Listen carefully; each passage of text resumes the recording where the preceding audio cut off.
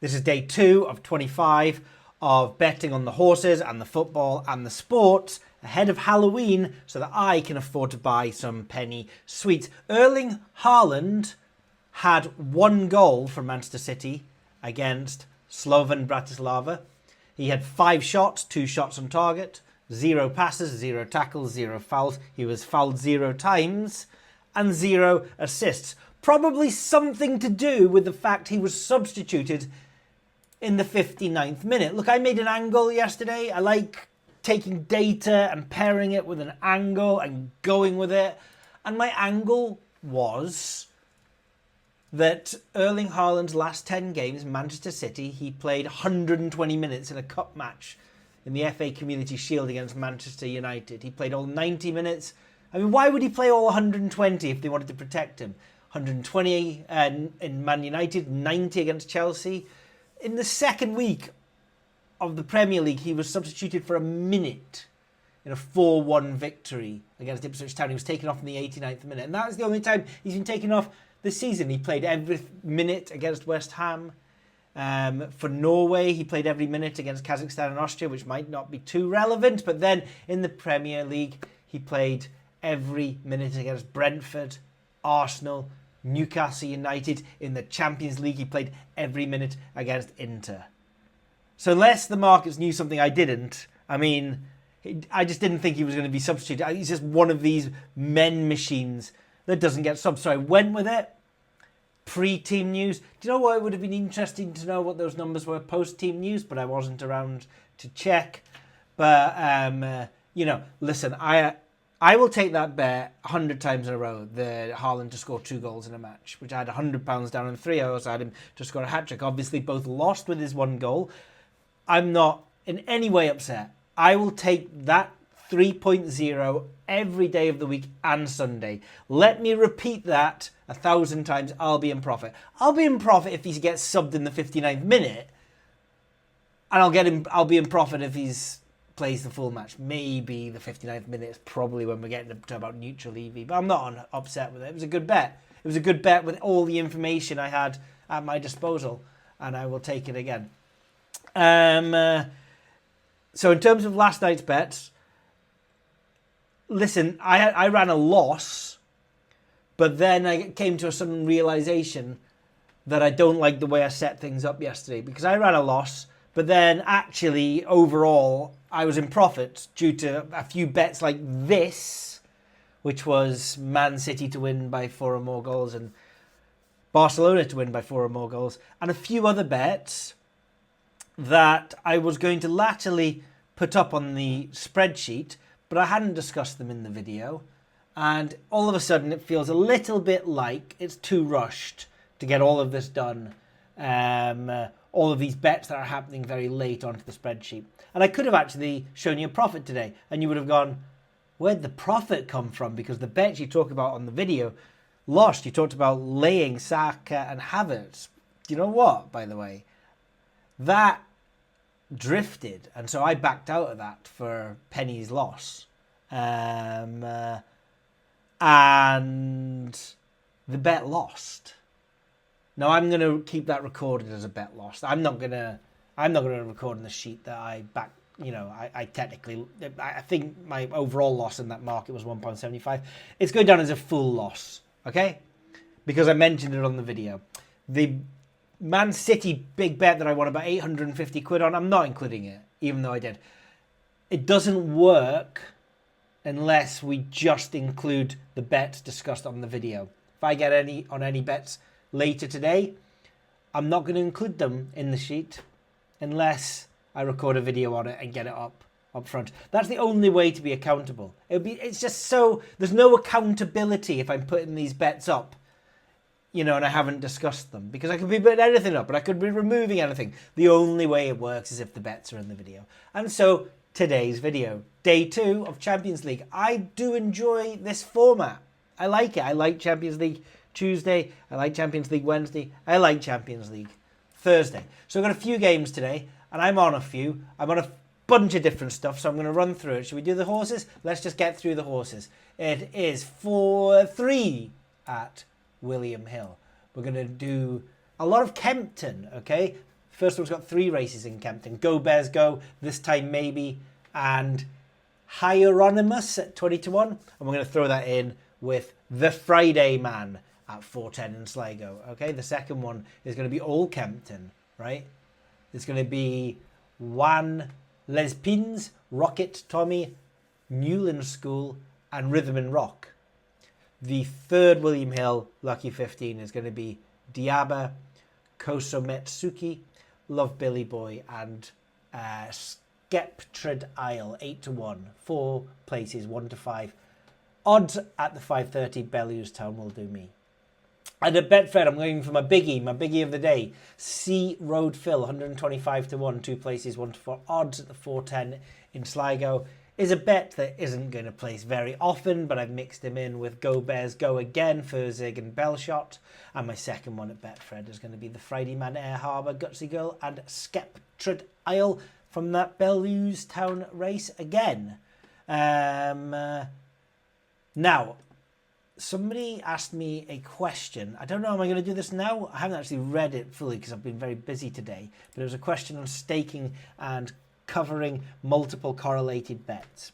Okay, so with horses, I kind of don't mind. I just have one eye on if I'm on a horse multiple times, it better be big EV. I mean, doing that at 101% is kind of pointless. I don't have to do that. Sometimes they slip through because I haven't noticed that I've already gone on it. I'm not beating myself up about that.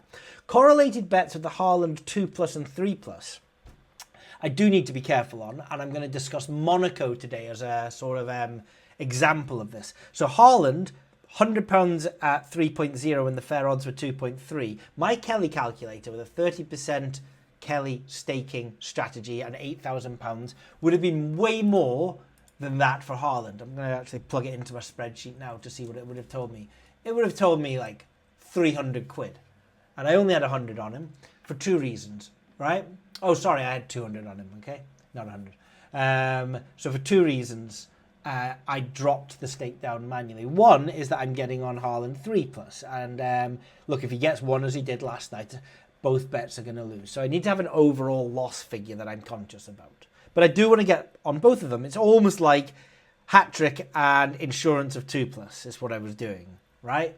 But the overall stake, you know, I can't be losing more on that than I would do for a max loss. And that brings me to my second point, okay? Sometimes with Kelly staking, Kelly wants to push out the stake for high-value bets. But at the same time, there's a limit to what I'm comfortable with. And I will often manually reduce the stake, especially in lay betting, to something I'm more comfortable with. Kelly does say stake a little bit higher. I don't want to. That's the second thing. And the third thing, confidence isn't just in the mathematics, right? And I'm going to, again, come to an example of this today.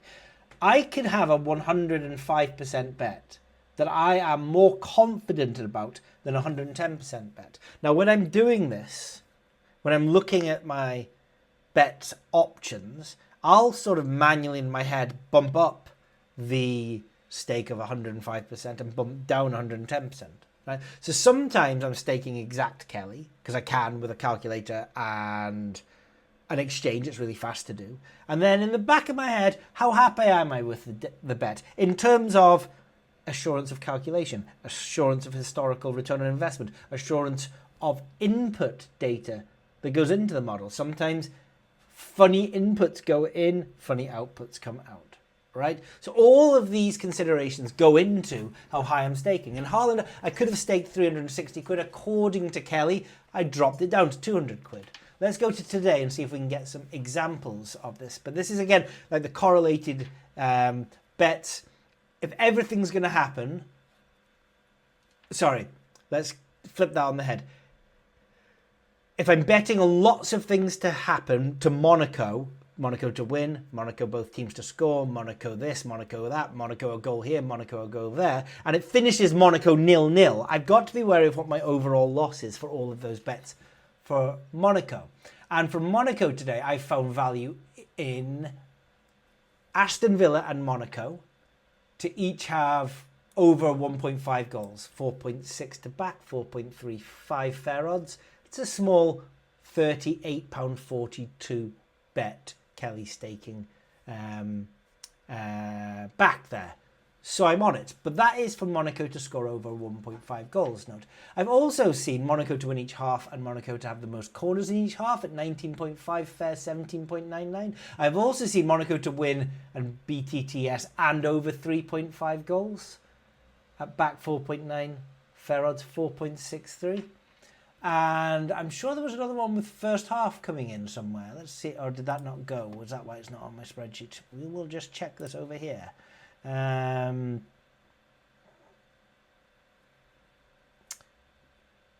Excuse me for this. There was a first half bet. Oh, it has gone. So it's Lille versus Real Madrid and Dynamo Zagreb versus Monaco. Each game to have over 1.5 goals in the first half, back 6.4, fair 6.1. Each of these are about 105% EV. They're not huge bets, but I'm sort of conscious that Monaco, nil point, they're all going to lose. So I've got to sort of be totaling in the back of my head. I'm on 4 or 5 thin bets here. Do I want to be reducing them? Because the stakes aren't too high, I think I'm okay. But if the stakes are a lot higher, then I would be thinking I'm going to cap the overall amount that I'm having on each of these bets. I'm happy having all of the different bets. I mean, some bets could win, some could lose. There could be no goals in the first half, lots in the second half, and the Aston Villa and Monaco 1.5 each comes in the first half doesn't. But just, I'm not blind to the fact of what I'm overall staking on goals for Monaco, right? Just going through this, team to win, Bayern to win in over 3.5 goals against Aston Villa, backing that at 3.85 for 48 quid. There's an enhanced special in that game, Musala and Watkins 1+ shot in target each. This is a big stake for me, okay? I'm laying this at 3.4.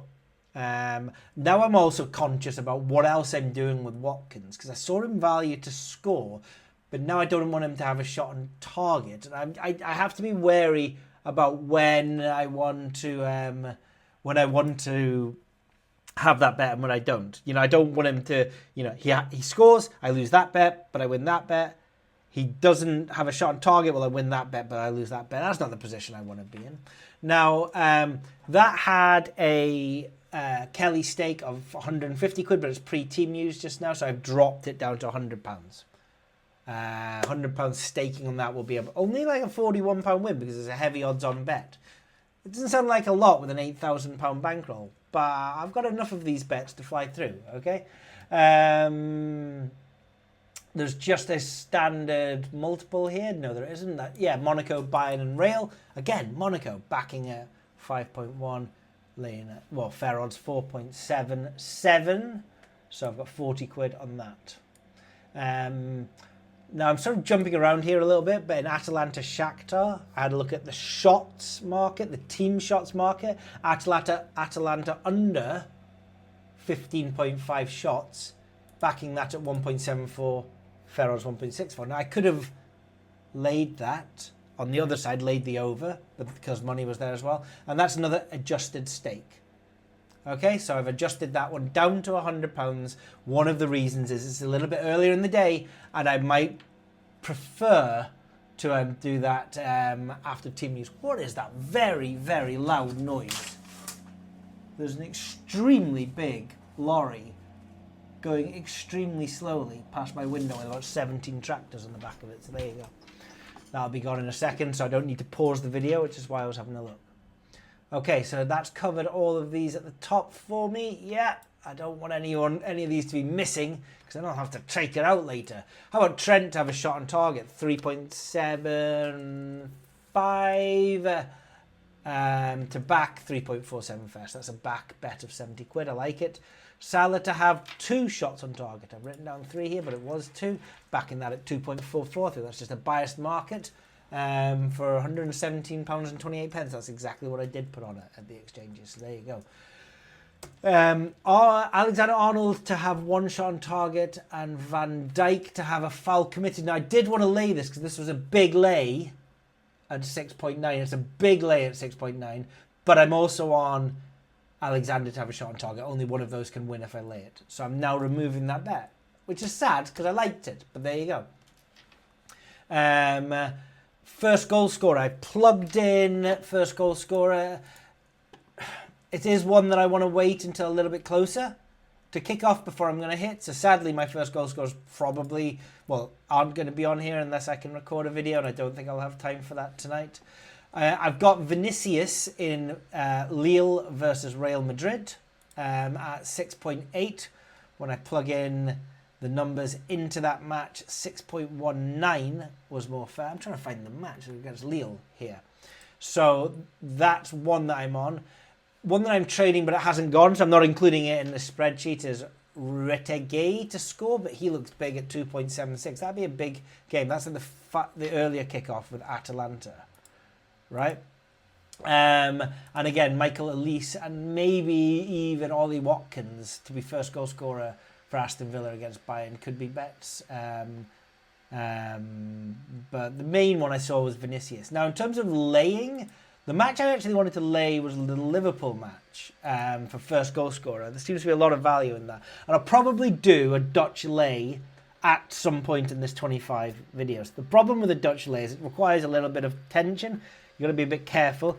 And there's just too much going on tonight, and I don't think I want to be around doing this between 7 and 8 o'clock. So I'll do it another day, probably when it's a little bit quieter. I mean, it's a good time to Dutch lay. First, you've got to have the right market with the right numbers, but then you've also, I think it's good if it's like a Monday night with 1, 2 or 3 games to focus on, and then it's a little bit easier. It's almost like there's too much just now. But if I was Dutch laying tonight, I think the Liverpool-Boulogne match looks like it. The first goal scorer market makers or the traders and the exchanges are having an absolute field day. Mo Salah, Darwin Núñez, Cody Gakpo, Curtis Jones, Alex McAllister, Trent, Orsolini, Castro for the opposition for Boulogne. I would be laying all of these guys right now at the prices that they're at, and I just wouldn't before team news. I think I'd like a little bit more certainty because I'm tying up quite a lot of liability. But always remember, you reduce your liability by Dutch laying a number of players. And if I'm Dutch laying a minimum of 5 or 6, it kind of depends on the odds, of course. It's pointless without odds magnitude. That's what I'd be looking at. So I hope I do a Dutch lay value betting video on the exchange during this series. It's just, you know, at this moment, hours before kickoff, I'm not doing it now. So the 2 bets I've not included are Retegui to score and at least a first goal scorer because I'm trading them, but they haven't gone. I'm just checking now. No, neither have gone. Ollie Watkins is getting nibbly bibbled at 9.8 for only £1.43 for first goal scorer. That might go by the time the video's finished, so we will see. We'll come back to that. Horse racing enhanced special Murphy 2+. I'm laying that at 2.24 because I believe the fair odds to be 2.34. Or I don't believe it. I know, going off Betfair Exchange win prices. £55.64. Kelly's telling me that's not a lot because it's only a thin 104% EV lay. I'm mostly doing it to annoy the guy that's gone all the way down to 2.24 because he was a leapfrogger. But he's leapfrogged too far, and so screw him. It's not the biggest bet that I'll have in this series, but I'll get my comeuppance on him. And then I'm on a couple of coupons because my runner was in the shop. So very similar overlap in these coupons. It's a team to score in 2 or more goals coupon. The first one's got Lille, Guimarães, Minsk, Chelsea, Monaco, Bruges and Rapid Vienna in it. And the second is team to score in 3 or more goals, which is... team to score 3 or more goals, which is Bayern, Monaco, Liverpool, Bruges, Guimarães, Minsk and Chelsea. Similar teams there. So £140 on both of those coupons. Now, I like the golf. There is the Dunhill Links. The 3 each way bets I've had are McKibben, Forrest and Shaper at 46, 61 and 251. And I'm on Vegas and the Sanderson Farm each way at 36. The first 3 were Betfred, the last one was William Hill. And finally, to finish off today, because there's enough bets, but at least we've got them all in the video before the start of everything, I'm going to have some exchange win-only bets on the golf. And I'm just going to fly through these surnames just to get them done. They will be this week.